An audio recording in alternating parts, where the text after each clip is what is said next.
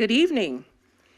Today is November the 16th, and I'm calling together the Economic Development Commission meeting. I'm joined by Commissioners Kuplick, LaFarve, Anderson. I am your chair, Crystal Fitchett, and our listening audience. Oh, I'm sorry, Laura is joining us virtually. Hi, Laura.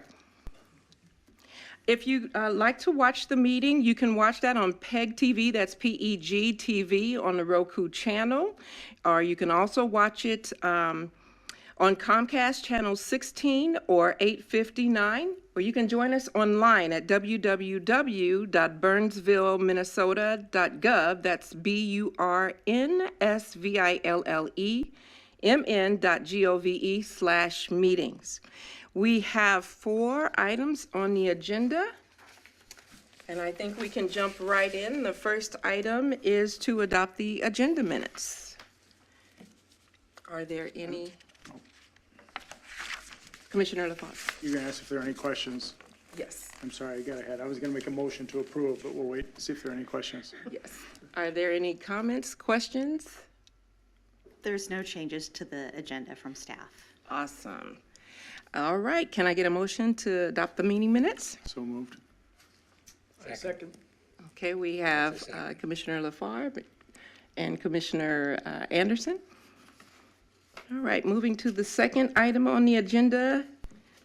Third item on the agenda is the... So that was the agenda. We'll need to approve the minutes from the last meeting. And we need to vote on the... And we need to do a roll call for this one. Okay, I'm a little anxious today, it looks like. Okay, the second item on the agenda is to approve the... Sorry, we have to do a roll call for approval of this agenda. Oh, I'm sorry. That's okay. The second item on the agenda is to approve the agenda for this evening.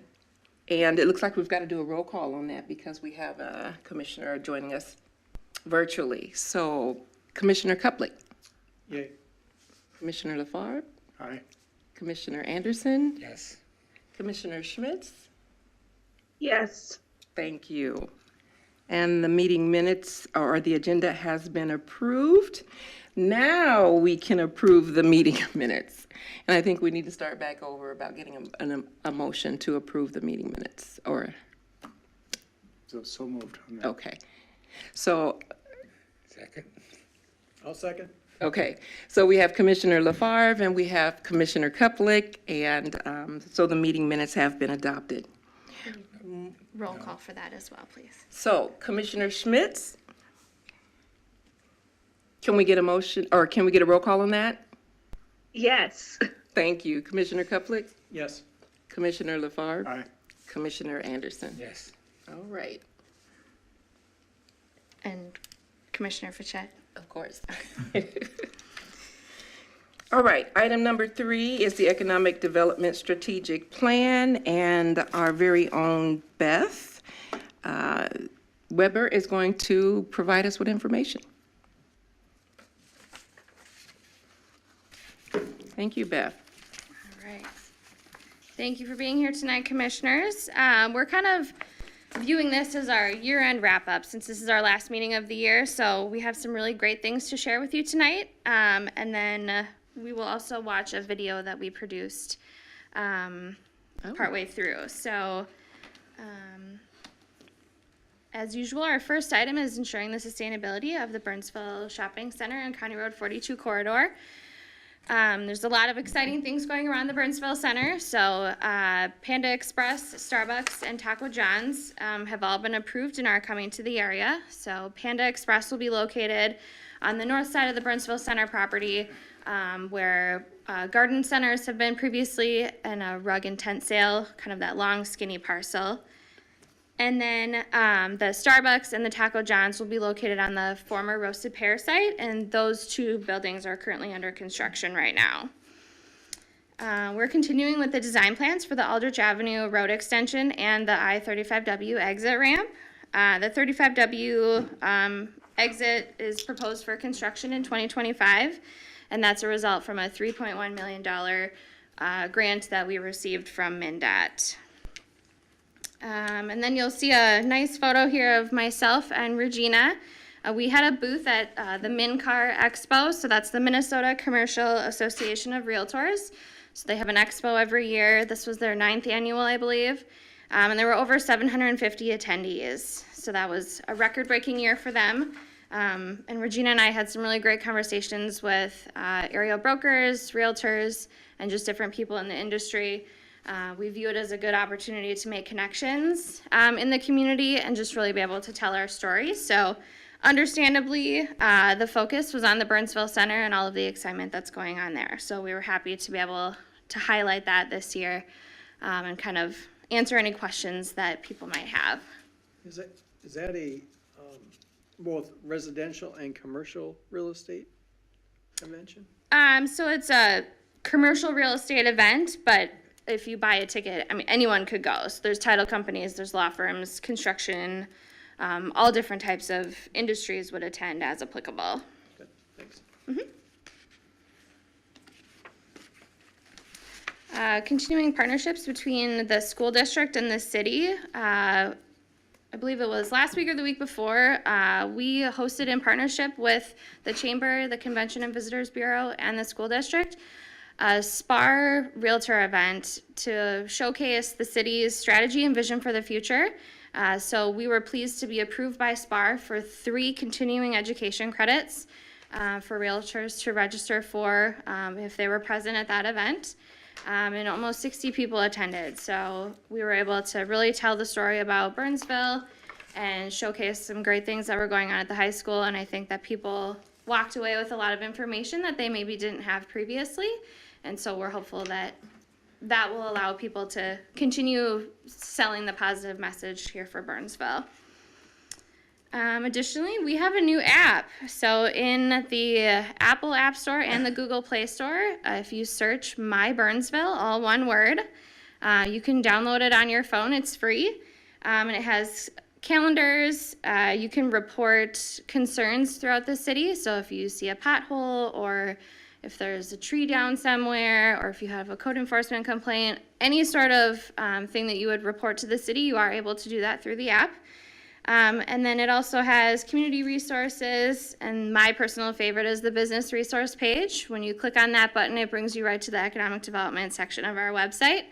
And so it's just another great tool for our business owners and our residents to be able to connect with us on a different level. And maybe find out information when we're closed, or if it's a holiday. It's just easy access for folks. Nice. And then additionally, October was Manufacturing Month, and we celebrate that. We certainly appreciate all the manufacturers that we have here in the city.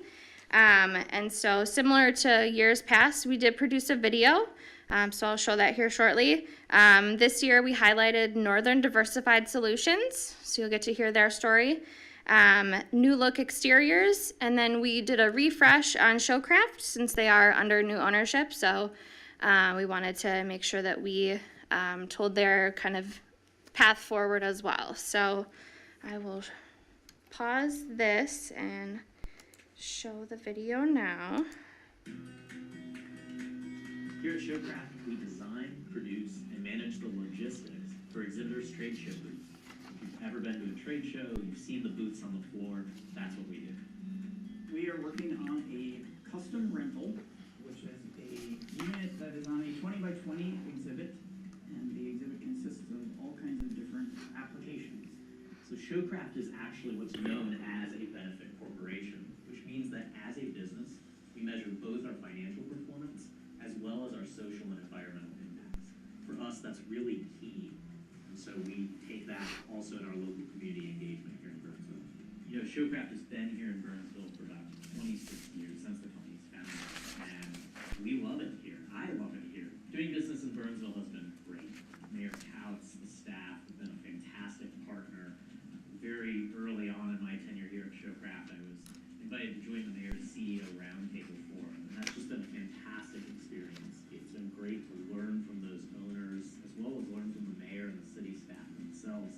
Everyone is really up to date on everything going on, not just in the city, but even nationally and globally. Burnsville is a great place to do business.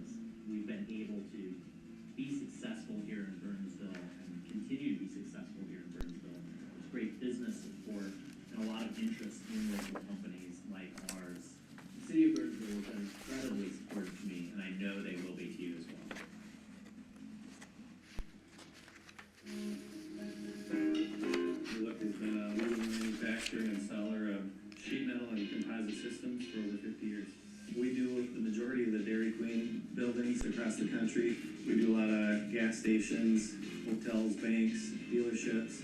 New Look started in 1970. We moved to Burnsville in 2003, and we love Burnsville because it's has a smaller town feel, but it's still connected to 35 and the bigger cities. Easy access. I feel like it's a safe place to conduct our operations, and it's a lot of opportunity to scale. Benefit to Burnsville. We have around 30 employees. We're a small company that prides itself in integrity and honesty, and in everything we do, I think we're a value to wherever we are. Whenever somebody needs something, we'll jump in and do whatever we can to help out. Just excited to see where it takes us.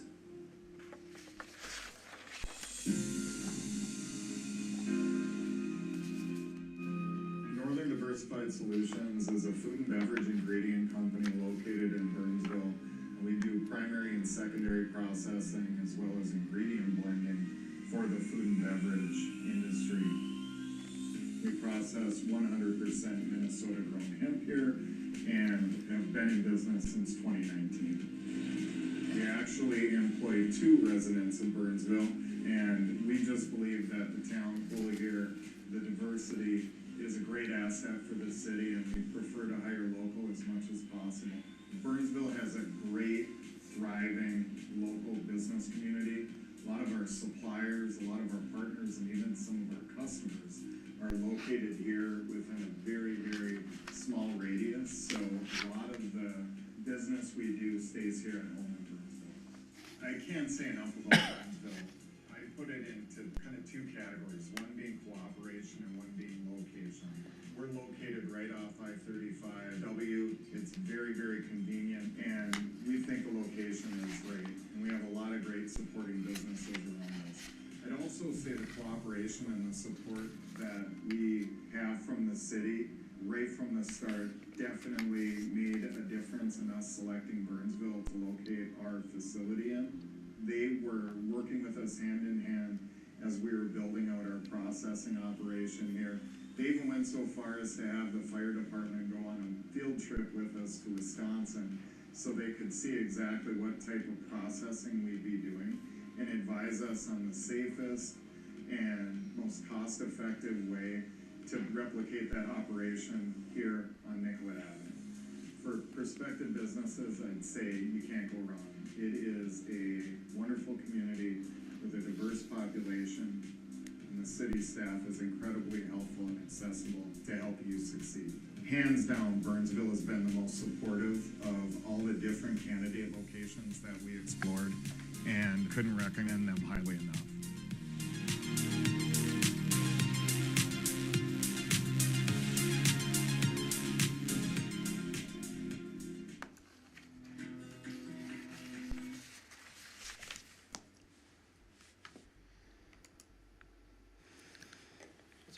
Nice endorsements. Good job. Yeah, Thank they're you. very nicely done. Yeah, we're Very nicely excited to be done. able to highlight our manufacturers each October and throughout the year, but especially in October to celebrate Manufacturing Month. And it was kind of fun this year to see 3 such different types of manufacturing and really be able to highlight that. I know me personally, before I started working here, those were not manufacturing types that I had thought of previously. So it's been really fun to be able to learn about all of them and meet with them, and it's been a really engaging process. Continuing development within Heart of the City, Bird scooters are coming in spring of 2023, so this will be kind of our pilot area within Heart of the City, and we'll kind of have a contained area to test it out, but we're really excited that they've wanted to come here, and that will be kind of a fun addition and a different transit option for people that come to visit or that live here, so definitely excited for that. And then in October, we also celebrated with Gallery on Nicollet, their grand opening to celebrate 172 new units and then 8,000 square feet of commercial space that they have located in Heart of the City right in front of Cub Foods. Have they released any of their commercial space yet? Not that I'm aware of. We continue to enhance and build awareness around the city's existing housing and commercial programs. So our partnership with the Burnsville Chamber continues for our Grow Minnesota visits.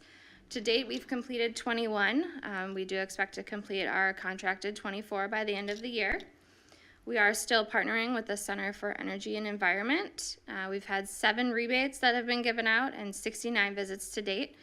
So just to refresh, that's a partnership that we have with them where residents of Burnsville can have an energy audit done of their home and recommendations can be made. And there are low-cost visits for people who are cost-burdened. And then the city, for all of the visits, pays half, and then the resident pays for half of the visit. So we're pleased with the progress that those have been making. And then an update to our homework program. So you'll recall we spent quite a bit of time on looking at different programming for residents of Burnsville and ways that we could impact them in a positive way for their homes. So we, in collaboration with you and City Council, came up with 3 kind of programs. The Senior Deferred Loan, which had $45,000 allocated to it. 2 loans have closed so far, and 1 is in process. So that's really great news that it's being utilized. We have the Home Improvement Loan Fund, which had $150,000 allocated. There have been no funds expended for that, but it is still an option for people if they need it. And then the Code Cash Home Improvement Grant was a program that residents could use if they had a code violation and were cost burdened to correct that. And so we provided 2 $2,000 grants, one for nuisance trees and then another for a roof repair. So pleased that those funds are being utilized as well. Awesome. Did the home improvement loan, what happens if no one accesses those funds? Does it roll over? Do we still get to keep it? Or is it you need to spend it by a certain period of time or we lose it? The funds are part of the EDA budget, and so I believe we'll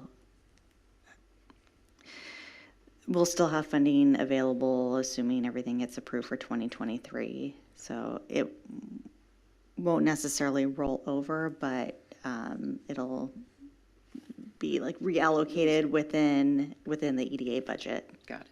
Okay. Just want to make sure we don't lose it. And what happens if we do? It's still within the EDA budget, so we don't lose it per se. It doesn't go to the general fund, for example. Okay. Commissioner LaFarge? So these programs, we did spend a lot of time talking about these programs, and to me, it feels like they're really good programs, and it's kind of, in my mind, they're still pilot programs.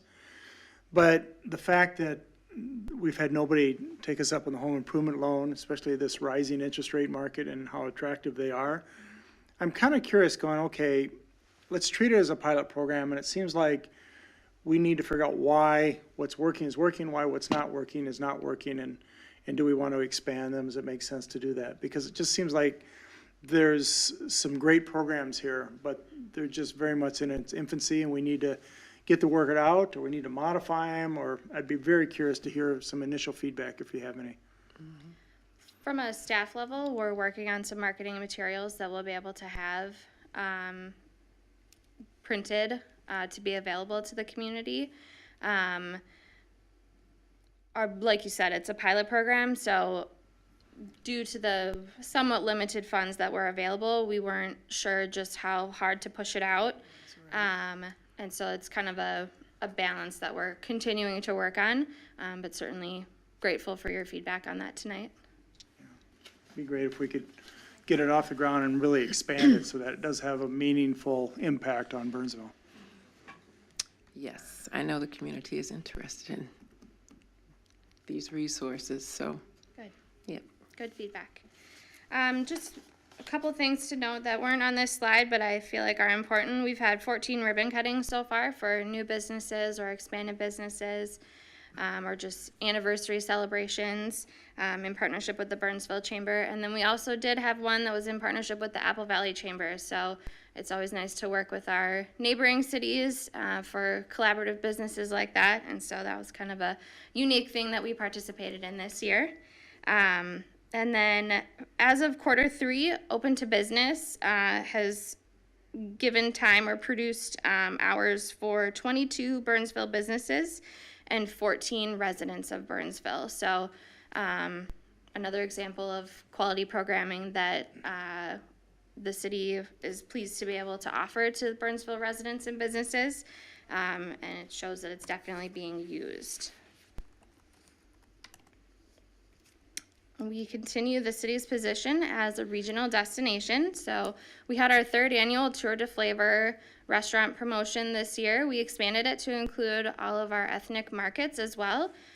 So we had 55 restaurants and markets that were featured as part of this promotion to highlight all of the diverse food options that we have here in Burnsville. So I'm slowly working my way through the list. I think I'm up to 15 so far that I have ordered food from. So it's kind of an exciting way to highlight my way through the map.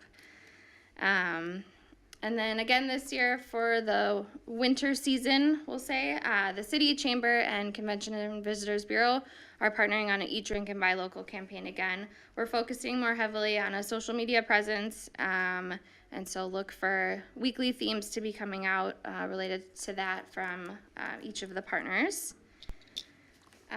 One exciting thing to note, so the Opportunity Belongs Here newsletter, we've really tried to focus on diverse businesses as a whole this year, but as part of the newsletter, we've highlighted a diverse business once per month, so we'll have 12 diverse businesses highlighted this year, and you'll see we have Paulina. She is holding her homemade candy, so it's excellent. She has a website, so she was featured in one of our newsletters this year for Hispanic Heritage Month. And we've gotten some really good feedback on spotlighting the diverse businesses more. We have lots of upcoming events. So you'll see a photo. We had a chalk artist at one of our Party on the Plaza events this year for kind of a placemaking opportunity for people to check out. So the artist was there, I think 2 days ahead of the event to get it all done. And it turned out very vibrantly, and it was a big hit. And then we also have a Run Now Gobble Later 5K coming up on Saturday when a portion of staff will be participating in that. It's going to be cold. I'm not excited. Do you care to elaborate on the portion of staff? I'll be there. Yeah, Regina Running. and myself, and a couple other members of community development as well. Good team building. Now I'm regretting the decision. Is this going to be after Thanksgiving or before? It's this Saturday, so it's going to be cold. So are you Now running gobble or just later. exhibiting? I will be running. I'm actually participating. Excellent. Then winter lighting is coming up, and we have a lot more events. Snowshoeing with Eco Elsa. We'll have winter golf again. So just keep an eye on the website and social media for those items coming up. And then I won't show this video tonight, but we did attend a South of the River Mayor's event earlier this year. So it's a event with all of the mayors from Dakota County. Mayor Couts spoke, and we debuted a video that highlighted all of the development and cool things that we have going on. So that's featured on our economic development webpage on our city site. So if you want to check that out later, certainly do so. I think that brings us to updates. I'm going to do my shameless plug of checking out the development map often. We're currently working on a refresh, so we hope to have that launched here pretty soon. It'll be more user-friendly, it'll be mobile-friendly, and you can use it on tablets as well. And it'll have more search features, and it'll just have a fresher look. So we're excited to debut that. Also subscribing to the Opportunity Belongs Here Economic Development newsletter. It grew by over 130 subscribers this summer. So I'm very proud of that. We had an intern this summer that was helping write a lot of those articles. So it's certainly something that she can be proud of as well. And there's just a lot of great information for businesses, residents, training opportunities, grants, and just different city events going on. Our next meeting will be January 11th, 2023. And then finally tonight, we have our new Community Development Director here, Jeff Thompson, is joining us just so that he can meet all of you and just get a feel for what happens at Economic Development Commission and just say hello. Well, hello. Hello. He promised me that he had a speech. Yes. It would be, not to put him on the spot too terribly bad, but because we are meeting him for the first time, although I'm cheating a little bit because I met him this morning. But it would be nice to hear a little bit about your background and what attracted you to the job and so forth. I'd personally love to hear that. Sure. Thank you, Chair, Commissioners. So yeah, I'm Jeff Thompson. Super excited to be in Burnsville. My most recently, I think I shared it earlier, but most recently I was the Community Development Director for the city of Maplewood. I was there for about 3.5 years. And then prior to that, Wayzata, and then Minnetonka in the West Metro. And if you were to draw a thread between those communities, like what's about, why were you in those communities and what was common about them, there is a thread there, and the alignment is around. I'm passionate about developing kind of existing developed communities. That's kind of what I'm interested in from a professional and personal perspective of communities that are kind of built out and redeveloping and reinvesting in themselves is something that I enjoy. So all those communities have been in that position. So it's not just a haphazard collection of towns. So that's really one thing that attracted me about Burnsville is where you're at today in terms of your position in the region, the Twin Cities region, and the steps you've already taken to kind of reinvest and redevelop and support businesses and support the economy of Burnsville, I think are super important priorities. I think in the newsletter, Beth helped me think about this because I was highlighted in the newsletter. And, one thing that I recognized early on and continue to recognize is really the diversity of the community and how important that is. And I use that term broadly. I mean, the community is diverse in terms of age and race and how long people have been here, but the business community is diverse. The neighborhoods are very diverse. I've gotten some opportunities to drive around the neighborhoods, and you have some just a total different mix of types of neighborhoods and communities and housing units and age of structures. It just really provides for a diverse community that's exciting and vibrant and a cool place to be, frankly. So that and the leadership of the city, the council and the leadership team and the great work that the staff's doing have been early observations of mine of great assets that Burnsville has that I'm excited to be a part of and to help contribute and move the community towards some of its economic development goals. So that's me in a very quick nutshell.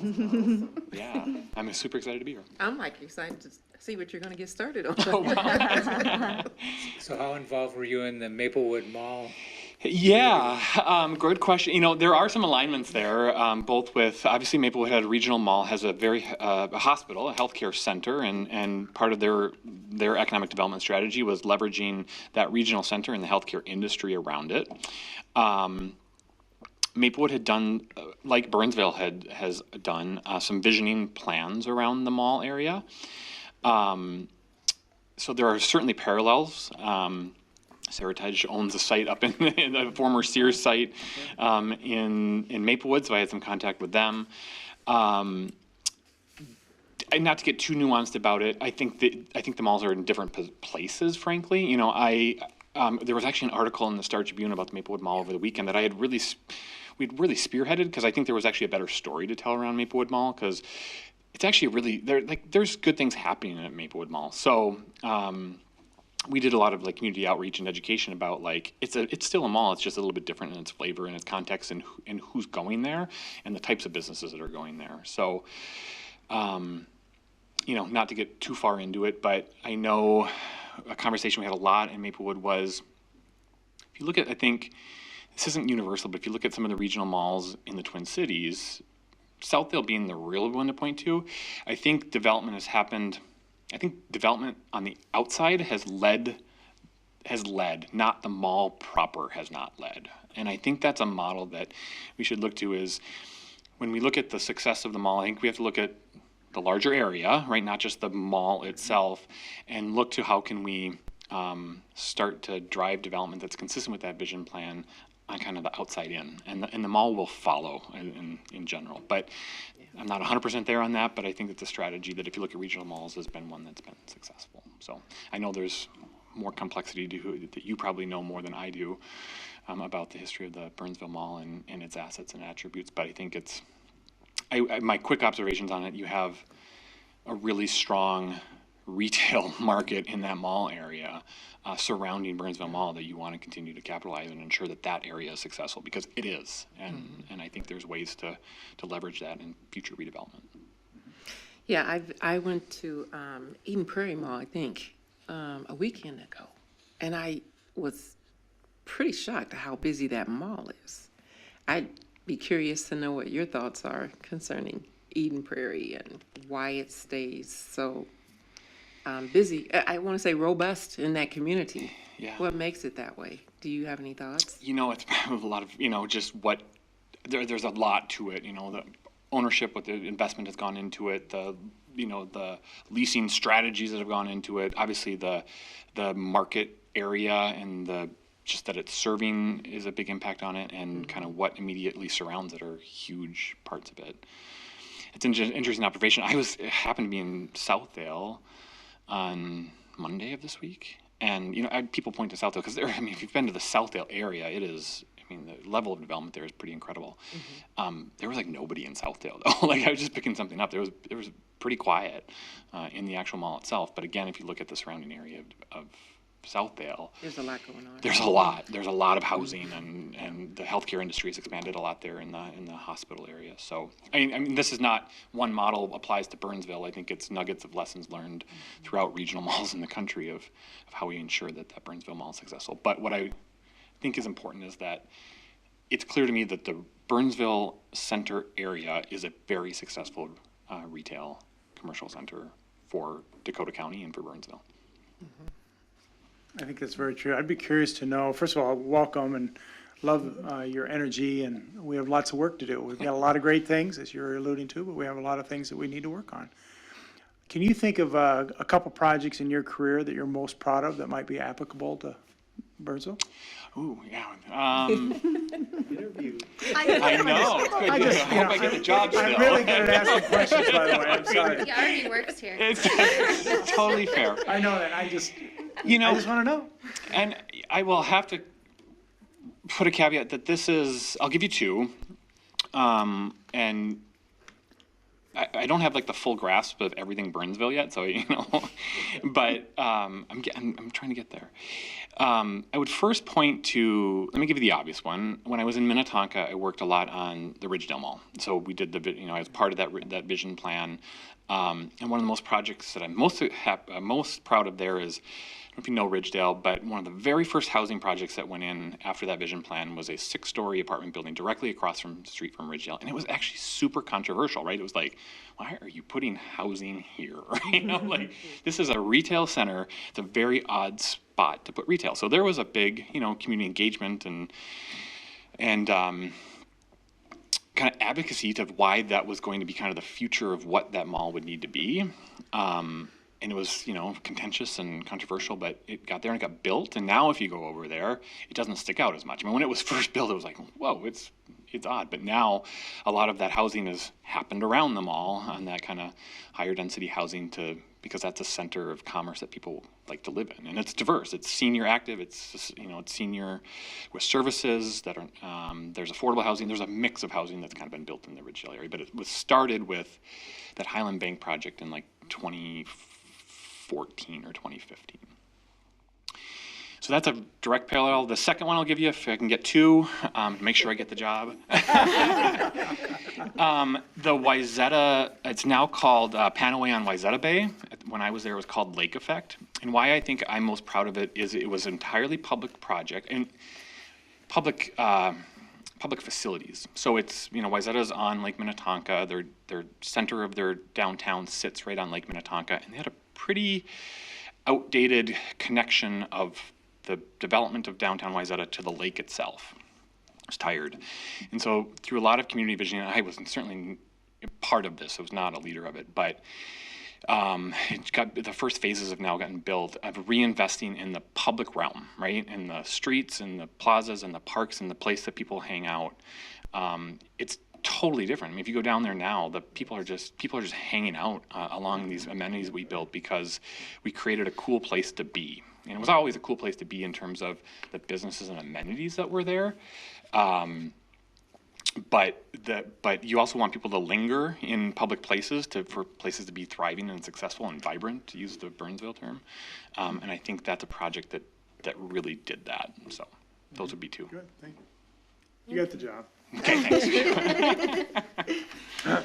Rumor has it that the Burnsville Mall used to be the hangout for our youth, our younger individuals, so I didn't know. Well, I guess that kind of would be accurate anyway, because if you're spending money, if you're engaging in things in the mall, it's mostly the younger generation that's doing that, so hopefully some ideas around our youth in the mall.